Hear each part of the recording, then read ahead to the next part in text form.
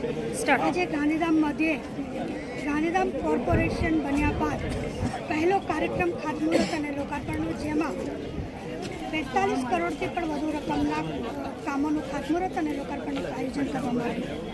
અત્યારે ગુજરાત રાજ્યમાં આપણને સૌને ખ્યાલ છે કે પ્રધાનમંત્રી શ્રી નરેન્દ્રભાઈ મોદીજીના માર્ગદર્શન હેઠળ ગુજરાત રાજ્યના મુખ્યમંત્રી શ્રી ભૂપેન્દ્રભાઈ પટેલજીના નેતૃત્વમાં મહાનગરના શહેરી વિકાસના આપણે ત્યારે 2025નું વર્ષ ઉજવી રહ્યા છીએ. અંતર્ગત અનેક વિકાસના કામોનું ખાતમુહૂર્ત લોકાર્પણ કરવામાં આવ્યું.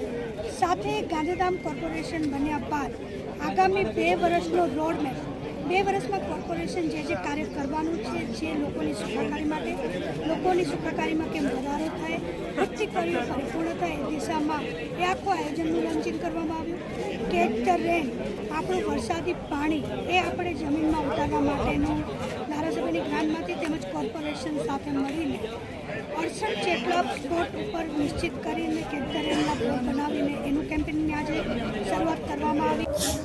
20 વર્ષ શહેરી વિકાસ અંતર્ગત શહેરી વિકાસ વર્ષ 2025 જેના ભાગરૂપે આજે ગાંધીધામ મહાનગરપાલિકા દ્વારા ગાંધીધામ શહેરની આગળની જે આયોજન છે, અત્યાર સુધી થયેલા કામો છે એનું અને કુલ 38 કરોડના કામોનું લોકાર્પણ અને ખાતમુહૂર્ત આજે કરવામાં આવ્યું છે.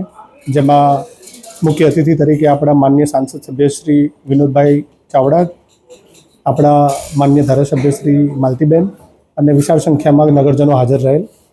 અને આ કામગીરી અંતર્ગત આગળનું જે ગાંધીધામનું અર્બન ડેવલપમેન્ટ કઈ દિશામાં થશે, કઈ વેગે થશે તે માટે એક સિટી